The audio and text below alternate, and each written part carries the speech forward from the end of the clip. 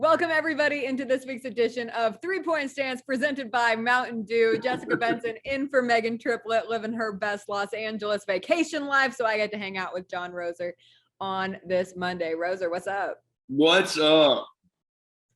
I'm good. It was a long week. I could have used some Mountain Dew to power me through this weekend of Grizzlies West Coast road trips, late nights.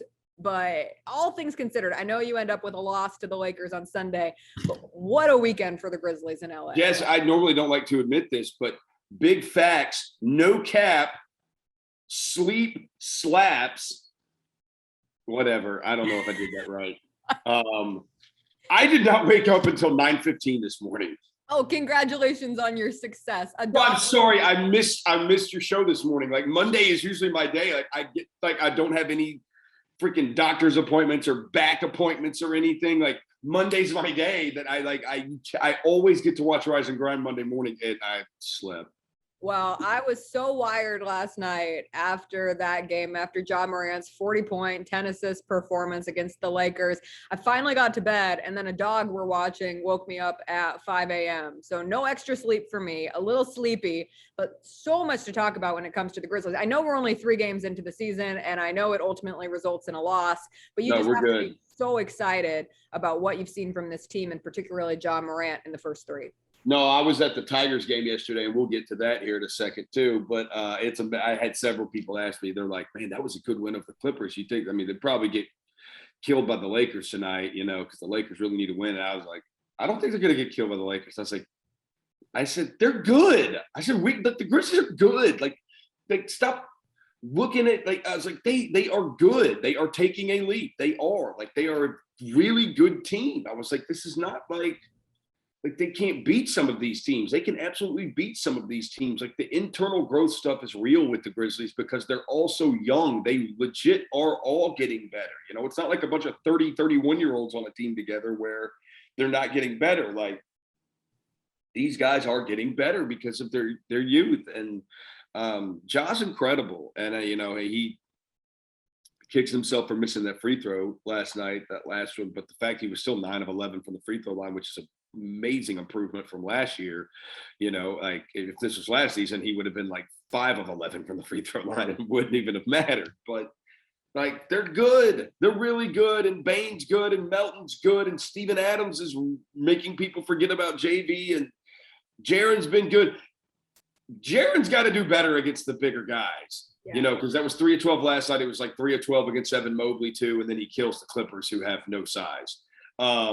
So he's got to learn to deal with the size. He's got to get better, and hopefully that comes with time. But they're really John good. Morant has a 3-point shot. The man made a 5-3. Like he is confident as confident can be stepping up to that 3-point line. And, he can talk all the talk you want saying that that's what he worked on, dark mode this offseason, whatever, but you're seeing it pay off. And it's remarkable to witness him continue to fill out his game. And somehow he continues to become more lethal. But I'm with you. Obviously, you wish you got the win over the Lakers. Really solid performance against the Clippers. Second night of a back-to-back on Sunday night as well, and yet the Grizzlies still looked fresh. They look young. I know they're going up against the old guys, the all-stars, but just really impressive performance. No, it absolutely was. It was awesome, and they had a chance to win the game. They didn't stop fighting. The 3-point lead quickly went to like a 6-point deficit, and they in the fourth quarter, and they still kept fighting, and they gave themselves a chance. So that's what the team's going to do. They're going to be good, people. They're going to be good. They are good. They're not going to be good. They are good. They are good, and it just tends to a very exciting basketball season at FedEx Forum. You were at the Forum yesterday for the Memphis Tigers exhibition game against Lemoyne Owen. They smoked them, as they should in an exhibition game. I know so much of the conversation was who didn't play yesterday. Yeah. Where you had Imani Bates, Landers Nolly, and both Lawson brothers were out, which if you're a Tigers fan, it just gives you a little reason to pause just because you've been burned before. We all remember 2019, but what did you make of that game against they got a lot of talent. They got a lot of talent. So my first thought, honestly, I had two big thoughts. The first one was who's going to transfer because he can't play everybody. Like he struggled to play everybody yesterday, and he's got like 4 guys who are going to play minutes for him that didn't even dress out yesterday. So like somebody's going to end up transferring. But Lester Quinones is their most important player. because I think if the Amani Bates point guard experiment doesn't work out, you can always go to Lester playing some point guard for you. Lester knows the plays. Lester knows where everybody is supposed to be on the court. Lester rebounds. Lester plays defense. Lester will pass the ball. Lester shoots. It's the common three things in basketball. Can you dribble? Can you pass? Can you shoot? Lester does all of them, and he defends. I think Lester Quinones is their most important player. And I think him and Alex Lomax in leadership roles is going to be a really big thing. But I think Quinones definitely as a leader is going to be huge for this Tigers team. I love Quinones, how he plays and the type of player he is. He is like the consummate role guy, team leader, and I think he's going to be huge for them. Yeah, Amani Bates out with what Penny Hardaway called a thigh bruise. So Alex Lomax gets the start at the point. Like you mentioned, perhaps we see that Amani Bates point guard experiment, but ultimately Alex Lomax is the only true point guard on this roster.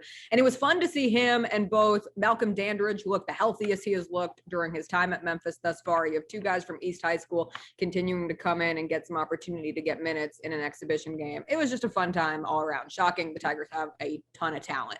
Yes. Roser, I must ask you, are the Cincinnati Bengals the best team in the AFC?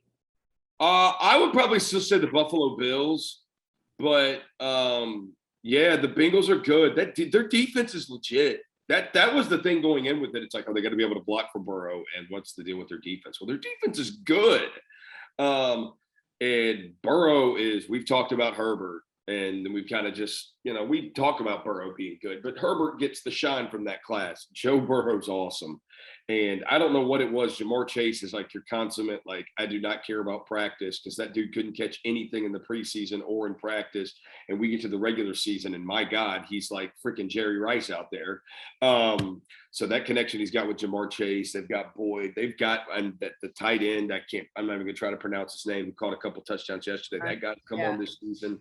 They got Joe Mixon at running back, and they're good. They are. Cincinnati's good. I think best team in the I think you have to say they're the best team in the AFC North. They're certainly in the conversation. And it's hard because ultimately it's the Bengals. And we haven't seen the Bengals in the playoffs for 6 years, but Joe Burrow goes out there. Joe Burrow's a winning player. He's a winning quarterback. Yeah. I'm with you. I think the Buffalo Bills are still the best team on both sides of the ball. You do have to at least include the Titans in the conversation. I know the Chiefs have been meddling, but to hold Patrick Mahomes. Look, here's the thing. We need to do the research on this. Okay. The Super Bowl losing team from the year before. Okay. The Super Bowl, the team who just last lost the Super Bowl, go look at what they do the next season. You'll find it's not great. It's not great. You'll find there's a Super Bowl loser hangover. The 49ers had it. The Rams had it. And I can't go back far enough. I think the Panthers had it. The Panthers had it after the Falcons have certainly had it. The Falcons have certainly had it. Like, you can go through it, go look at it. The team that loses the Super Bowl, go look at the next season. The 49ers had it when they lost the Ravens. Like, it's real. I'm sorry about your 49ers. That monsoon. It's okay. We suck. It's fine. We're not good. The one thing I'm not doing yet, I'm not putting the Colts in the conversation of best teams in the AFC. I do not care what Carson Wentz is doing, and I love Michael Pittman so much as a weapon for him. But the Niners that was the Niners game to win. No, I don't know. I think they've probably tuned out Shanahan this year. So if only we had a first round pick next year. Oh yeah, we traded them all for Trey Lance. So how about we play the guy? How about we play him now? You're not good, Kyle Shanahan. The team's not good. You're trying to still think the team you can salvage the season when you absolutely can't. Just freaking play Trey Lance. Still hasn't committed to playing him over Jimmy Garoppolo next week. Roser, I'm glad we got to catch up on this edition of 3 Point Stand presented by Mountain Dew. I'll see you later this week. Yes, ma'am.